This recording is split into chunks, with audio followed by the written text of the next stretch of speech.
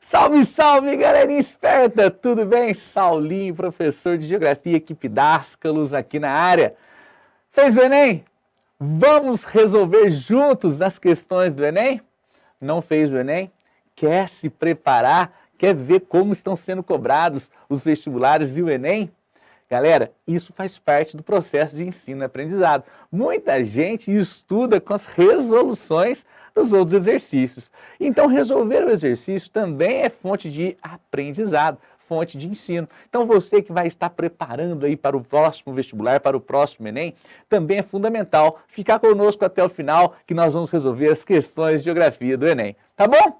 Beleza? Galerinha, a partir de agora eu vou mostrar para vocês alguns temas que caíram, foram tendências, tá? E nós já estamos falando disso há muito tempo. Há muito tempo nós estamos falando que o que está sendo tendência nos últimos vestibulares. E no Enem não foi diferente, tá? O Enem caiu geologia, muitas questões de geologia, tá? Caiu cartografia, num conceito mais, vamos dizer assim, um conceito não tão prático, mas muito fundamentado, tá? Muito legal a cartografia, as questões que caíram, tá bom? Caiu urbanização, para variar, de praxe, né? Sempre cai a urbanização e seus problemas. Caiu mineração, de uma roupagem um pouco diferente, mas caiu urbanização, que eu gostei muito dessa questão. Caiu transporte, um tema recorrente e é um gargalo, né, de dificuldade que o Brasil tem na sua economia. A agricultura caiu demais. Como já era de se esperar, o Enem já tem mostrado isso há muito tempo, tem caído e sido cobrado muitas questões de agricultura ou sobre a agricultura. Modelos de produção, caiu também, que é praxe, né? E caiu também alguns temas atuais, muito interessante.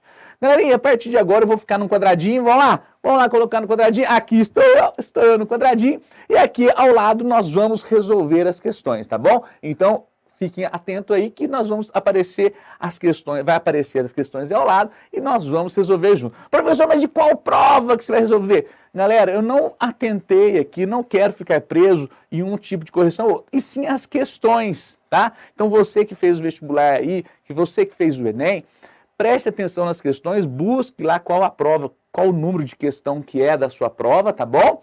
Pra gente estar falando aqui juntos, ok? Tranquilaço? Beleza? Vamos lá, questão na tela aí, questão na tela. Vamos lá, vamos colocar aqui uma questãozinha na tela, rapidinho. Opa, aqui, tô eu. Galera, nesta prova que eu peguei era a questão 77. Às vezes da sua lá, da cor diferente, é uma cor, é um número outro número, tá bom? Mas vamos lá. Peço licença para vocês para me acompanhar aqui a leitura junto com vocês. Faz parte do processo a leitura, tá bom? Então vamos ler essa questão. Abre aspas. Devo estar chegando perto do centro da Terra. Deixe ver. Deve ter sido mais de 6.000 quilômetros por aí.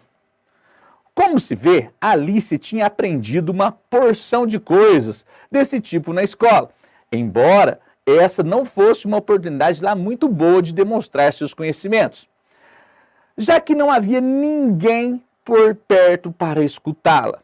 Em todo caso, era bom praticar um pouco. Sim, deve ser mais ou menos essa distância.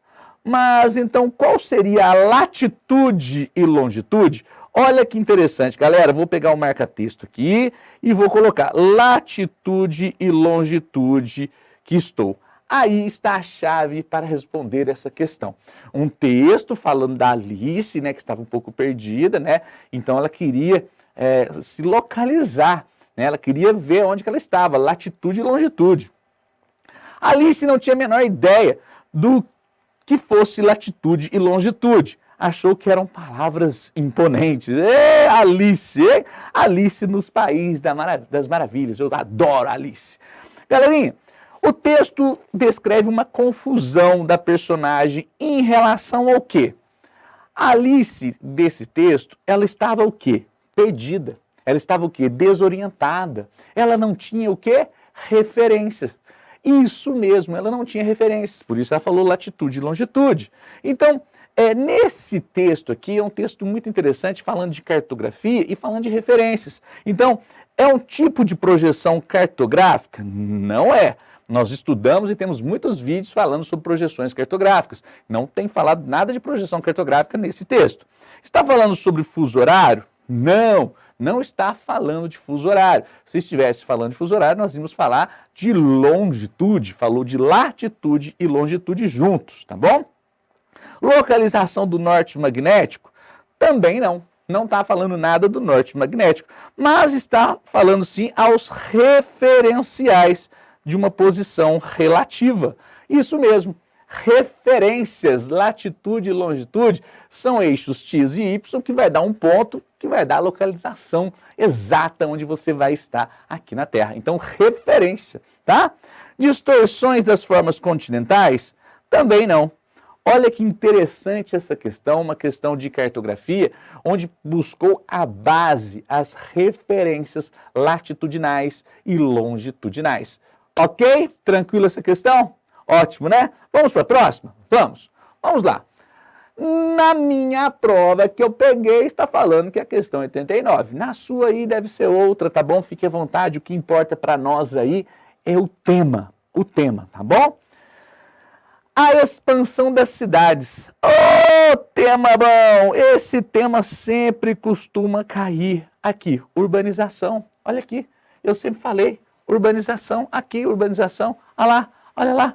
Urbanização é um tema recorrente nos últimos vestibulares e nos últimos Enems. Aluno, você que está preparando para o próximo vestibular, para o próximo Enem, ou que está fazendo essa correção aí, galera, não importa se você errou, o importante é que você tenha que aprender para no próximo não errar. Então, é um tema muito recorrente. Vou ler. A expansão das cidades e a formação das aglomerações urbanas no Brasil foram marcadas pela produção industrial. Exatamente. A indústria retardada, tardia, que impulsionou a nossa urbanização. E aí consolidou as metrópoles, né? Junção de uma ou mais cidades, conurbação, metropolização, né? Na segunda metade do século XX, as metrópoles brasileiras estenderam por áreas de ocupação contínua, ou configurando densas regiões urbanizadas. Isso é fato, né? Nós temos as grandes metrópoles brasileiras, né? São Paulo, Rio de Janeiro, Baixada Santista, Campinas e assim sucessivamente, tá? O resultado disso, dessa rápida urbanização do processo geográfico descrito, o que foi? Galera, foi a valorização da escala local? Não está falando nada de escala local aqui. Está falando da densificação do transporte ferroviário? Também não. Temos transportes aqui, eu coloquei que é um tema interessante, o Enem cobrou isso, nós vamos mostrar depois uma questão de transporte, mas não está falando de transporte aqui. Predomínio de planejamento estadual? Galerinha, nós não tivemos planejamento nenhum, nós falamos que o Brasil ainda está num verdadeiro canteiro de obras, todas as cidades brasileiras, né, se reorganizando aí por falta de planejamento. Inibição de consórcios intermunicipais. Foi inibido, pelo contrário, os consórcios intermunicipais para ajudar, para tentar resolver os problemas dinâmicos locais e globais da metropolização. Então, a resposta certa desta questão seria o que provocou essa rápida urbanização? O crescimento de áreas periféricas. Exatamente, cresceu muito as áreas periféricas, as franjas, as bordas municipais, as franjas municipais. E aí, nas bordas e franjas municipais, nós sabemos que os problemas são inúmeros, tá bom? Questão legal? Questão tranquilo? Vamos para a próxima? Vamos. Mapa! Professor, questão de geografia sem mapa não é questão de geografia, né? Não é, galera. Sempre tem isso, né? Tá lá no eixo temático do Enem que sempre vai cobrar mapas, né? Sempre vai ter. Vai ter algum mapa ou outro vai ter. Para você ter essa espacialização. Aí nós estamos vendo um mapa do Brasil. Olha que interessante esse mapa, né? E aí está rachurado a área do Centro-Oeste, né? Olha que interessante a região do Centro-Oeste aqui rachurada, né? Região do Centro-Oeste rachurada. Mato Grosso do Sul e Goiás. Distrito Federal ali incluso, né? Então a região do Centro-Oeste rachurada. Repare na legenda, trabalhamos bastante com vocês legendas, temos aulas aqui no nosso canal sobre cartografia e a identificação dos mapas, né? Galera, vou ler para vocês. O conjunto representado pelo agronegócio, ó que interessante, região centro-oeste e agronegócio, demandam condições específicas que passam a ser exigidas no território. Como há uma elevação da formação de fluxos, aqui é a palavra-chave, formação de fluxos materiais e imateriais, redes, transportes. Tá aí, ó, formação de fluxos, né? A crescente articulação das escalas que vão do local para o global,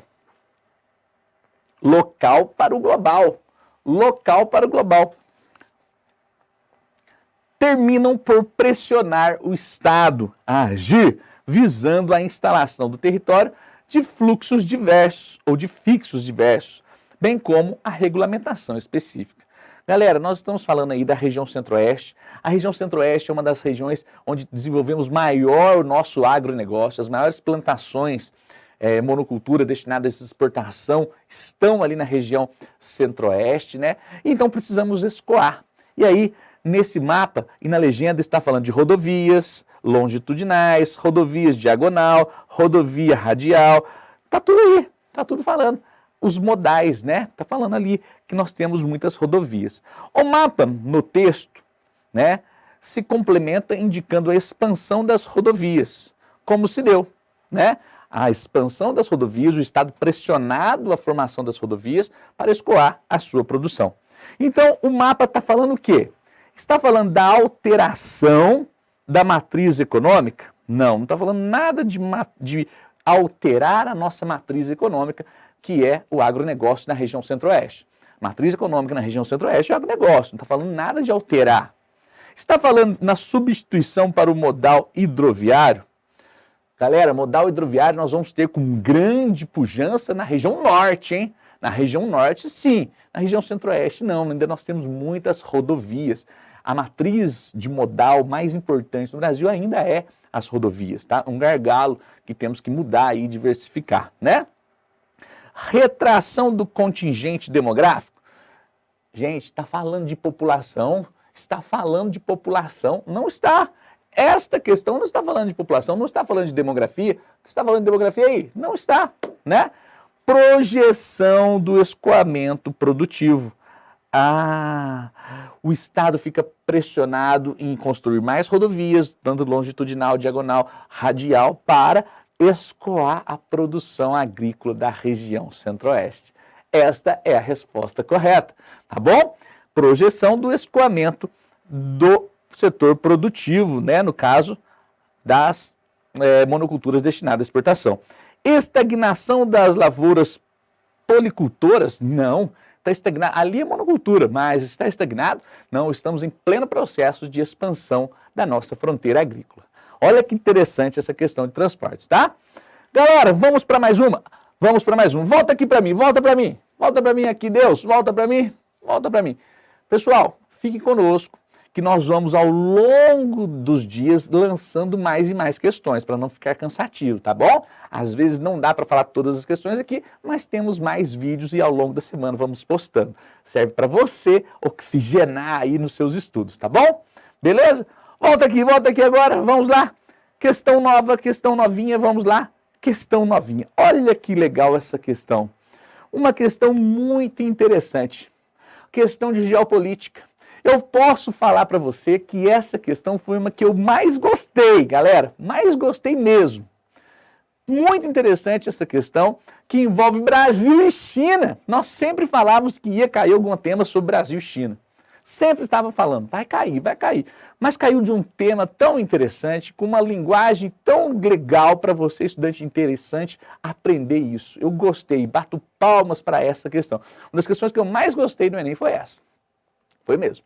Vamos ler? Vamos lá. Então vamos lá.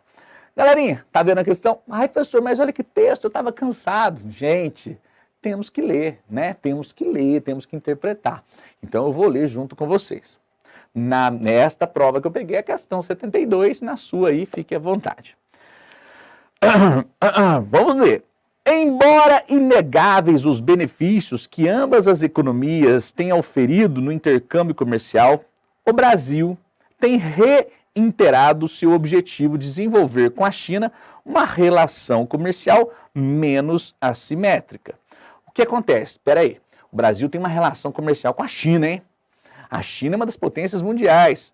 A China compra produtos brasileiros e nós compramos produtos chineses. E não é de hoje, viu, galera? Não é de hoje, tá? Nós estamos aí em plena vacina, né? Vacinação, mas não é de hoje que nós temos essa relação comercial muito boa.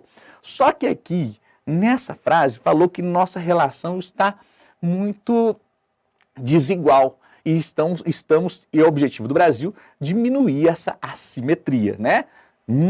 Diminuir essa diferença. Os números revelam com clareza a assimetria, a diferença. As exportações brasileiras de produtos básicos, olha que interessante, produtos primários. O Brasil exporta produtos primários, como o quê? Soja, minério de ferro, petróleo, né? Então o Brasil exporta produtos primários, primeiro setor da economia. Aí está o X da questão. Nós exportamos produtos com baixo valor agregado. Podemos exportar muito, mas com baixo valor agregado, tá? Que ocupam algo no ano, né, entre 75% e 80% da pauta de exportação. Ao passo que as importações brasileiras, o que o Brasil compra da China, em torno de 95% de produtos industrializados. Então, nós vendemos em torno de 80% de produtos primários e compramos 95% de produtos industrializados. Estão entendendo?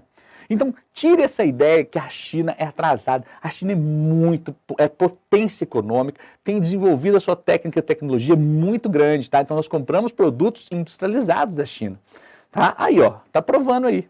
Que vão desde os mais variados bens de consumo até máquinas e equipamentos de alto valor e agora vacina de alta tecnologia, né? Então, olha que interessante.